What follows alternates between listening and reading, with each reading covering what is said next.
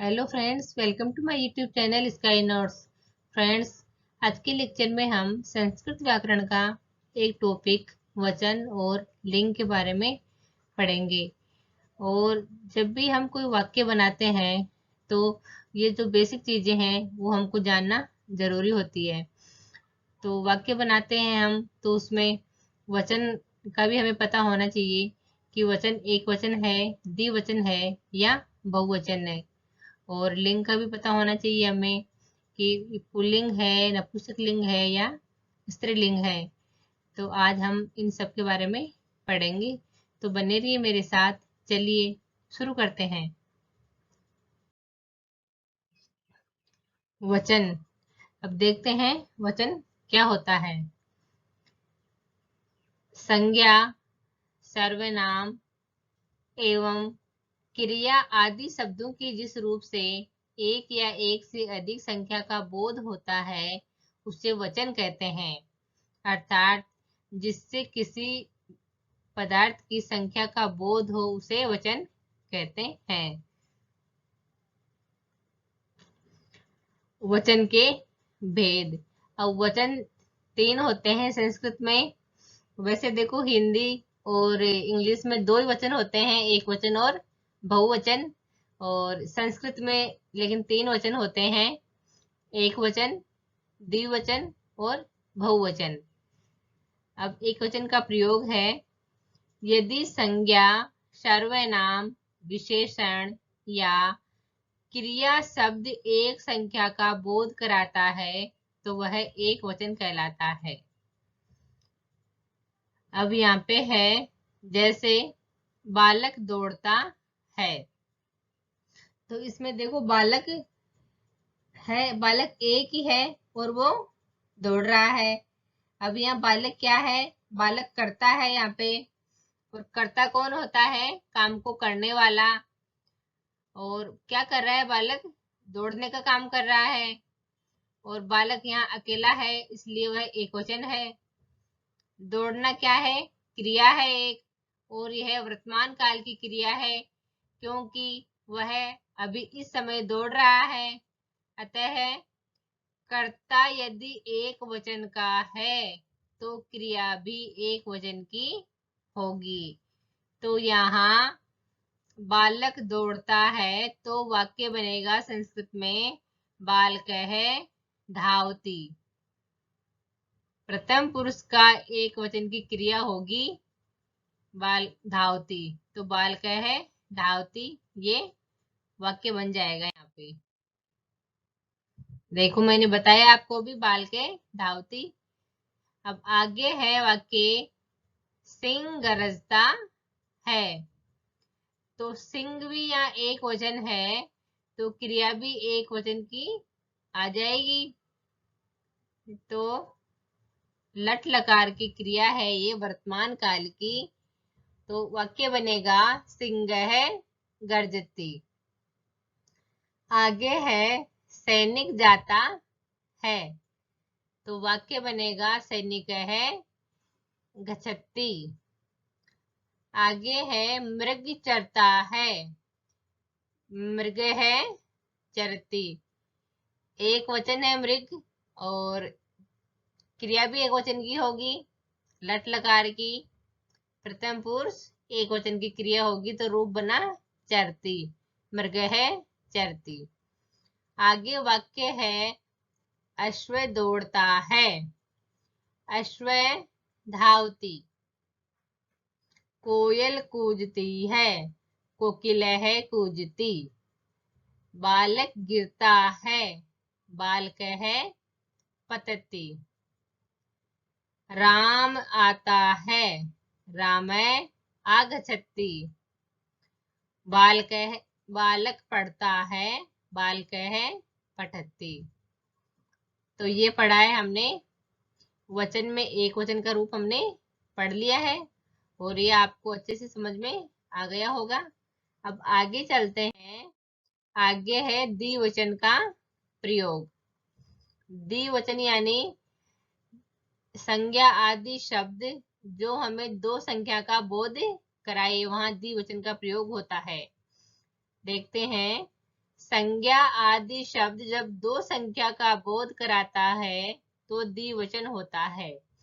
द्विवचन का मतलब है एक साथ दो, जैसे हम दोनों, दो बालक, दो हाथी। आया समझ में? एक साथ दो होते हैं, वहां द्विवचन का प्रयोग होता है। जैसे दो बालक पढ़ते हैं, तो यहाँ पर बालक क्या है? कितने बालक हैं? यहाँ पे दो बालक हैं। और दो बालक क्या है? ये करता है दोनों बालक, और ये पढ़ने का काम कर रहे हैं। तो जो किसी काम को करता है वह कर्ता कहलाता है। और द्विवचन है ये। पढ़ना एक क्रिया है, अतः कर्ता यदि द्विवचन का है तो क्रिया भी द्विवचन की ही होगी। कर्ता के अनुसार क्रिया लगती है। तो अब यहाँ वाक्य देखते हैं हम। दो बालक पढ़ते हैं, तो यहाँ बालकऊ फटता है। अब देखो बालक शब्द के रूप बनेंगे ना, बालक है, बालकऊ, बालका है। तो बालकऊ आ गया द्विवचन का। अब पठ धातु है, वर्तमान काल के रूप चलाएंगे हम, तो प्रथम पुरुष का रूप बनेगा पठती, पठता है। प्रथम पुरुष द्विवचन का रूप होएगा पठता है। तो वाक्य बन गया बालकऊ पढ़ता है। समझ में आ रहा है ना आपको? आगे है दो घोड़े दौड़ते हैं, ऐसे ये बन जाएगा अश्वाऊ धावता है। दो मृग चरते हैं, मृगऊ चरता है। दो कोये बोलते हैं, काकऊ वदता है। जैसे बालक शब्द के रूप चलेंगे वैसे ही इनके रूप चलेंगे। दो शिष्य पढ़ते हैं, शिष्य पढ़ता है। सिंह गरजते हैं, सिंह गरजता है। दो तोते उड़ते हैं, सुकऊ उत्पतता है।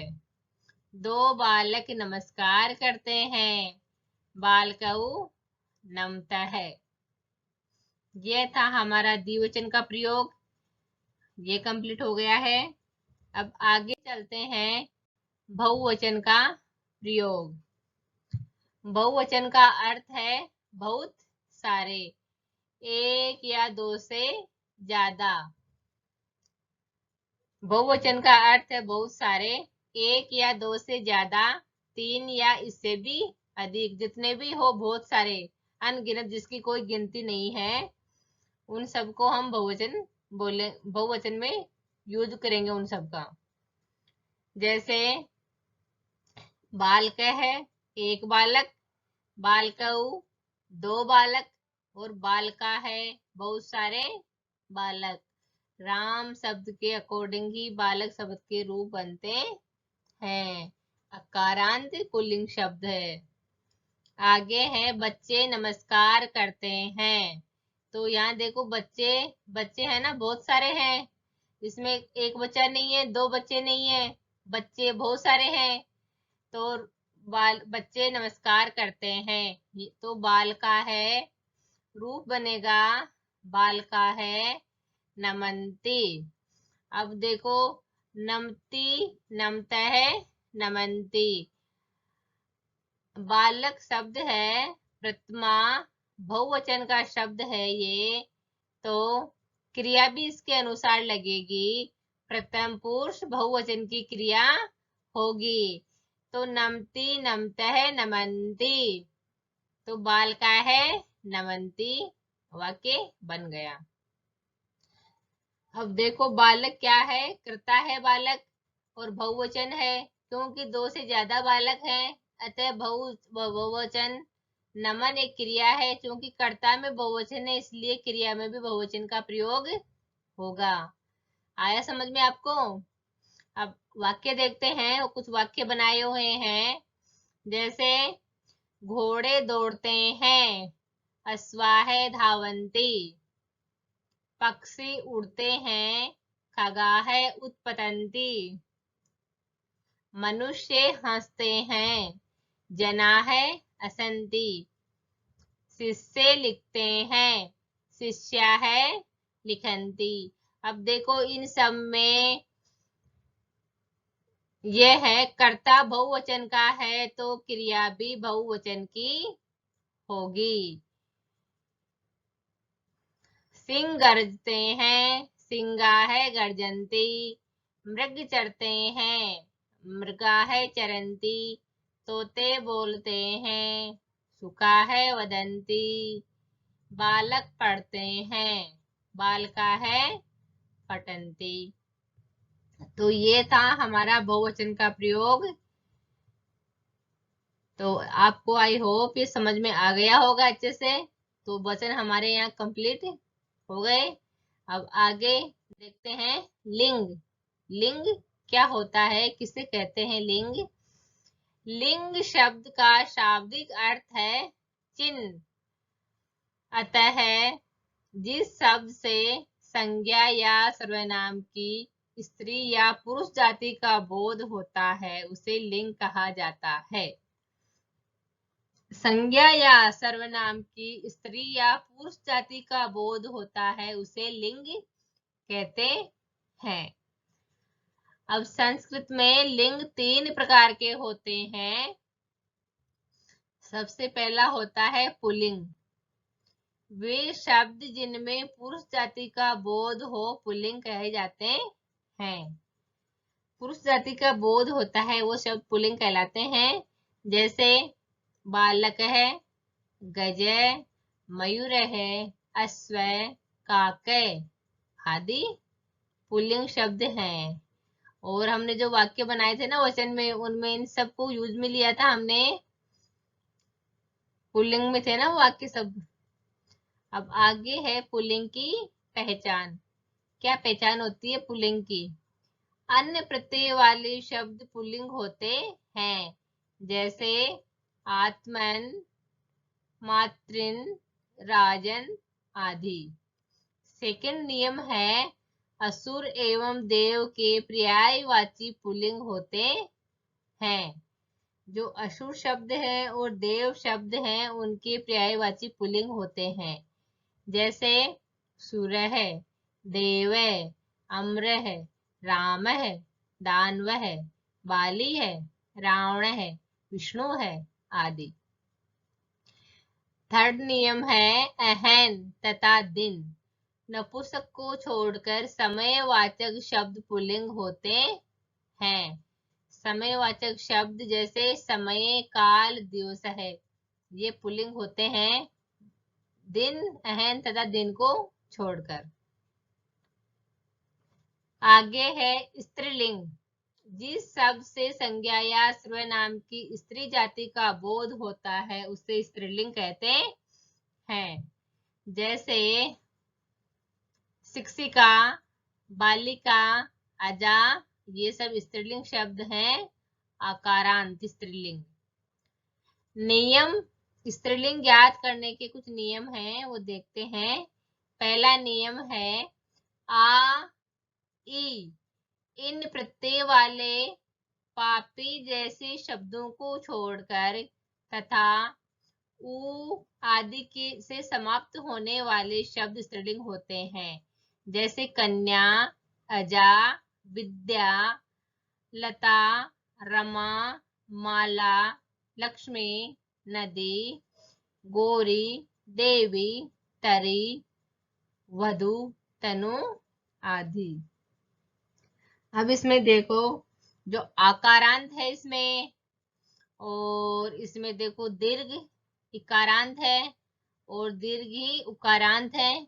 ये है स्त्रीलिंग शब्द। सेकंड नियम है तिथिवाचक शब्द स्त्रीलिंग होते हैं। जैसे प्रतिपदा, द्वितीया, तृतीया, चतुर्थी, पंचमी, पूर्णिमा आदि। थर्ड नियम है विंशति से लेकर 89 तक संख्यावाचक शब्द स्त्रीलिंग होते हैं। जैसे विंशति, त्रिशत, चत्वारिशत, पंचाशत, सप्तति, नवतिः आदि। अब आगे है नपुंसकलिंग। जिन संज्ञा या सर्वनाम शब्दों से न तो पुरुष जाति का बोध होता है और न ही स्त्री जाति का बोध होता है, वे नपुंसकलिंग शब्द कहलाते हैं।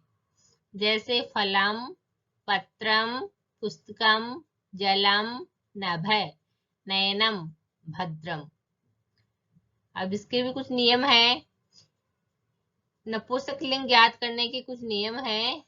पहला नियम है, फूलों के नाम नपुंसकलिंग में होते हैं। पुष्प है हमारे, उन सब के नाम नपुंसकलिंग में होते हैं, जैसे पुष्पम, कमलम आदि। सेकंड नियम है, फलों के नाम भी नपुंसकलिंग में आते हैं, जैसे आम्रम, आम, दाड़िमम, अनार, कदली फलम, केला। ये सब नपुंसकलिंग होते हैं। आगे है, यदि संख्यावाचक शब्द के अंत में रात्रि शब्द हो तो नपुंसकलिंग होता है। कोई भी संख्यावाची शब्द है और उसके आगे रात्रि शब्द लगा हुआ होता है तो वो नपुंसकलिंग में आता है, जैसे द्विरात्रम, पंचरात्रम आदि। तो फ्रेंड्स, आज का जो हमारा टॉपिक था वचन और लिंग, हमने कंप्लीट कर लिया है। वचन में हमने 3 वचन पढ़े। संस्कृत में 3 वचन होते हैं, एक वचन, द्विवचन और बहुवचन। और लिंग भी 3 होते हैं, पुल्लिंग, स्त्रीलिंग और नपुंसकलिंग। ये बेसिक चीजें थी जिनके आधार पर हम वाक्य बनाते हैं। इन सब चीजों की हमें जानकारी होगी जब भी हम वाक्य बना पाएंगे। तो फ्रेंड्स, आज का वीडियो आपको कैसा लगा? अगर आज का वीडियो आपको पसंद आए तो वीडियो को लाइक करो और शेयर करो। और मिलते हैं अगली क्लास में एक नए टॉपिक के साथ में। धन्यवाद।